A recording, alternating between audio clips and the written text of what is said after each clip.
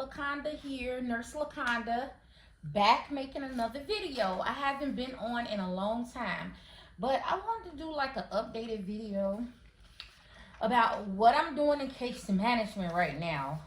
I think that I know a lot of the girlies, send me messages telling me thank you for even making that case management video because there wasn't a lot of videos out talking about how to take the test and all that. And I was looking because I want to know what experience that people have. That's why I tried to give as much detail as possible when I was preparing for the CCM exam and when I went to take the test.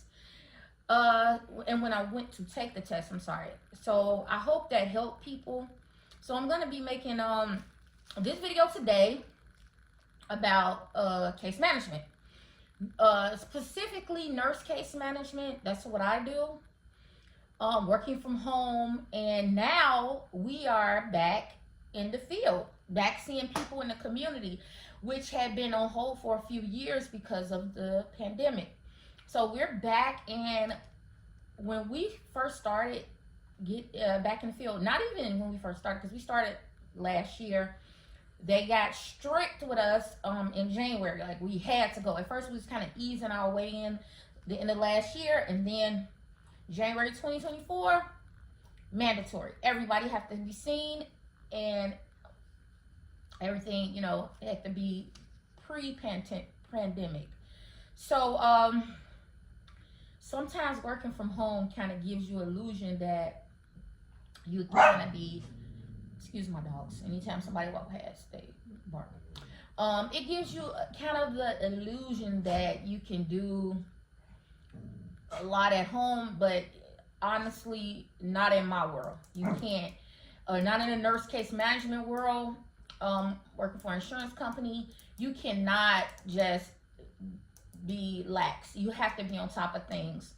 I have to write out literally a daily schedule that I go by in order to stay on top of things, because you can get behind so easily. And I was behind a little bit ago, and I said, I'm not stopping. I'm just gonna work as much as I can until I get caught up. And I literally, sometimes I wouldn't even take lunch because I had to get caught up, because I had kind of got a little laid back, and it kind of threw me back. And I'm like, oh no, it was affecting my home life. So just know, just because you work from home, you have to still be on top of things. Not saying I wasn't working, it's just I was kind of moving slow pace. And no, now I use a timer, and let me get it to time myself.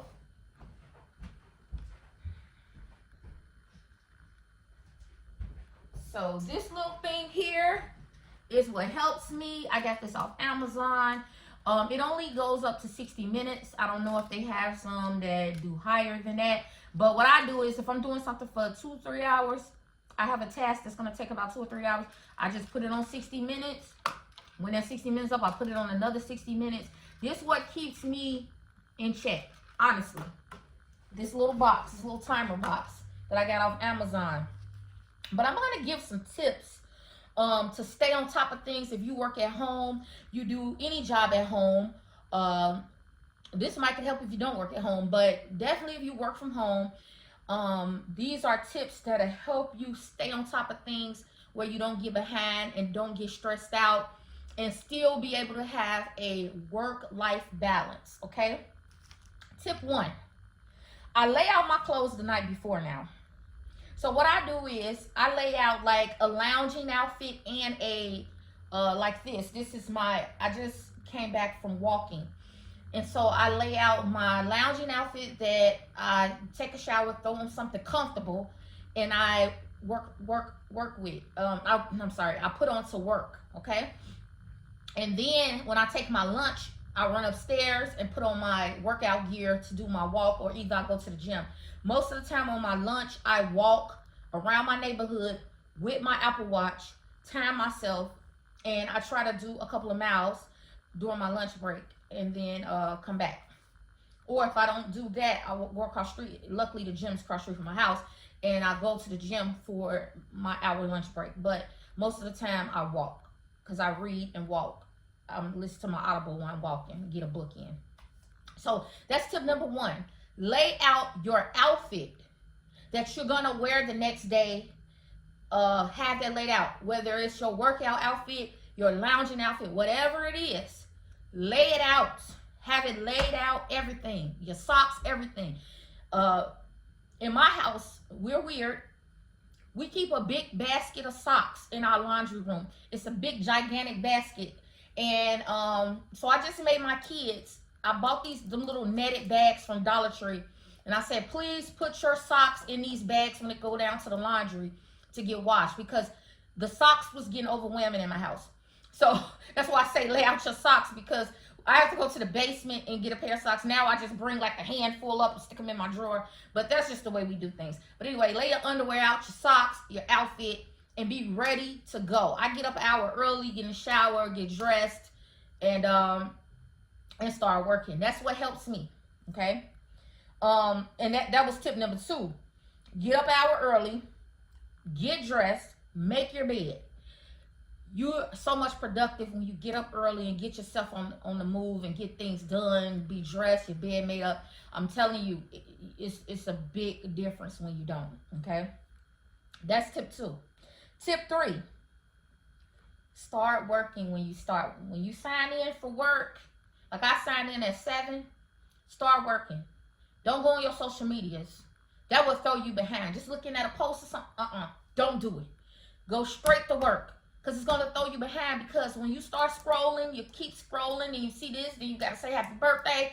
Wait till you go on your break or when you're done working. Don't do it before, because it will throw you behind. Trust me. Please. It's tempting to look on them socials, but don't look on your socials. Just start working and get the stuff done. Tip 4. Time your tasks. Like I was saying, I use this little timer. So if, say for instance, I gotta do assessment or something, and sometimes those take a couple hours. So I just time. So I'll say 7 a.m. to 9 a.m. And I do everything on paper in my notebook. I have an iPad that they gave us to work, but I use that for what I need to. I'm still a paper girl. I'm still a pen and paper. It's just, I'm a visual. I gotta see it right there. I don't know. But anyway, I write out 7 to 9, I'm doing this. 9 to 10, I'm doing that. Lunch at 1 to 2. You know, I break it down, because we do, first of all, we do 4 10-hour shifts, work from home. 4 10-hour shifts. I was so happy when they implemented that a couple of years ago, and I've been doing it ever since. Because if you work a job, you know, some people, they do their own business. I do a business on the side. But if you work a 9 to 5 job, you hate Mondays. I hate Mondays. I literally hate Mondays. Some people hate Fridays, but I hate Mondays. I could do a Friday because I know it's going to be over. But Mondays, I just hate them. So I work Tuesday through Friday, 10-hour shifts. And so like I said, you only have 4 days to get everything done. So I break everything down into hour increments, and I try to stick to it. Now, sometimes I go over the time frame, so the next time when I write out that task, I put it for the time frame it took me the last time. But everything is not the same. One person's situation might be an hour, and another person's might be 3. It just depends on what's going on with your people, how long it takes to get your documentation done, okay? Take your break. I was so miserable when I was behind because I wasn't going out walking. And you know, I'm gonna say Chicago because I stay in a little suburb off Chicago, born and raised in Chicago. So, but everybody is familiar with Chicago. So this weather, if anybody know about the Windy City, this weather is a trip. It could be hot one day, it could be cold one day, it could be windy one day, it could be sunny one day.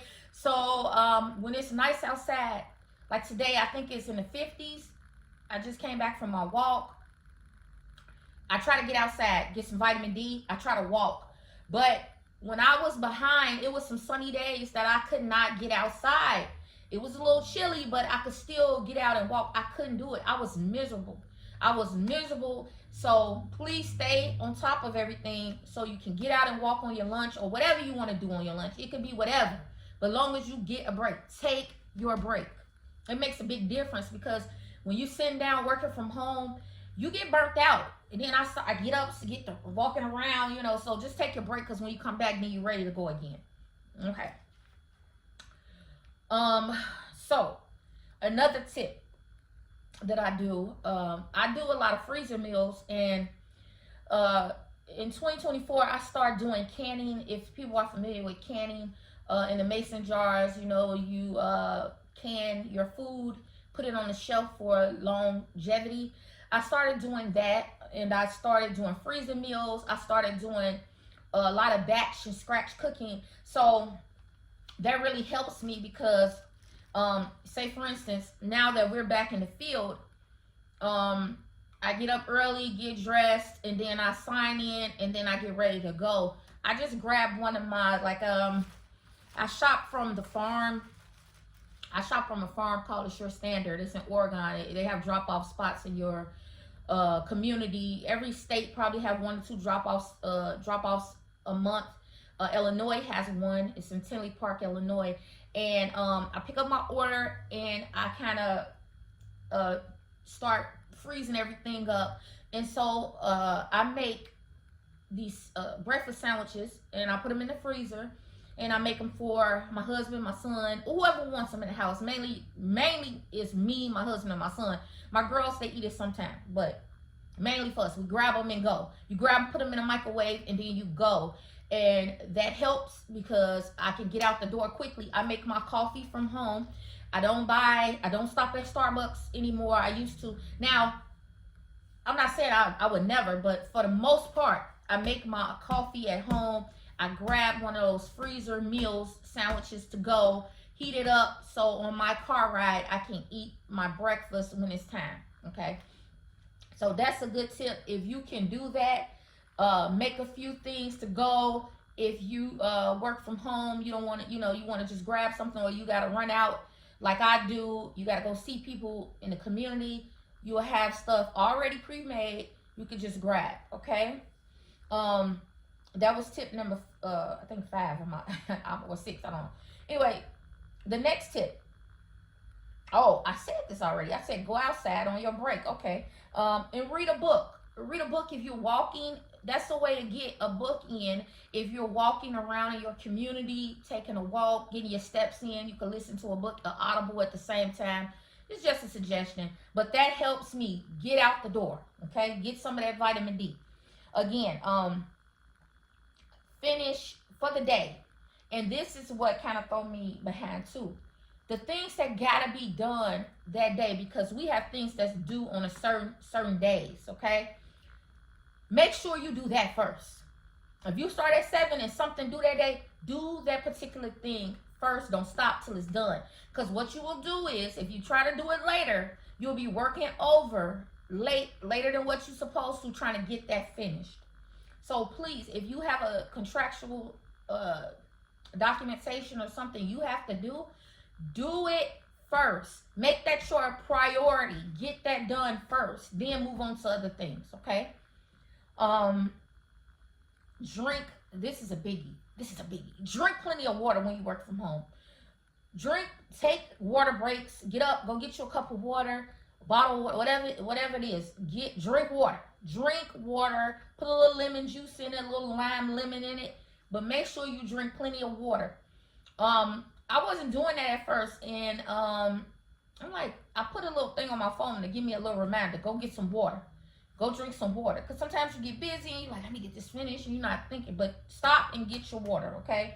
Make sure you take water breaks. Drink a cup of green tea or coffee, whatever you like. I try to do at least a green tea in the morning. And then I drink a cup of coffee if I'm going out. Give me a little stimulation. I try to make a green smoothie. I have that like in a freezer bag, and just throw it in a blender, but make sure you get the water. The water is very important. And is this my last tip? I think this is my last tip. When it's time to stop working, stop working. This was hard for me too, because when you a good worker and you want to get things done, you just keep going. But Stop working when it's time to stop working, so you can be with your friends, your family, your dogs. I got 2 dogs. And you can get some sun and get, because that's the only way you're not going to get burnt out. When it's time to get off and go have some fun. So those are my tips for working from home.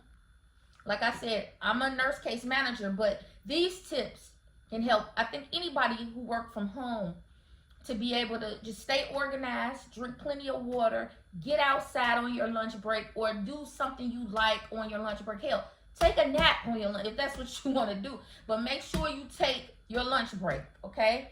Make sure you start on whatever project that's due. Do that first. Don't be like, I'm going to do this at 12. No, do that first. I'm telling you. Listen to me. Listen to me. Just like you listened to me when you took your CCM exam. Listen to me. Do it first. Those are very important. That's why I want to share it, because I was suffering. I was really suffering.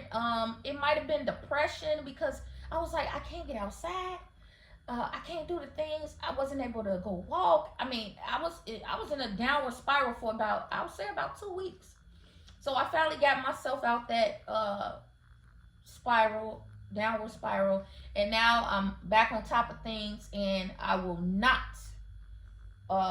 let myself get back that way.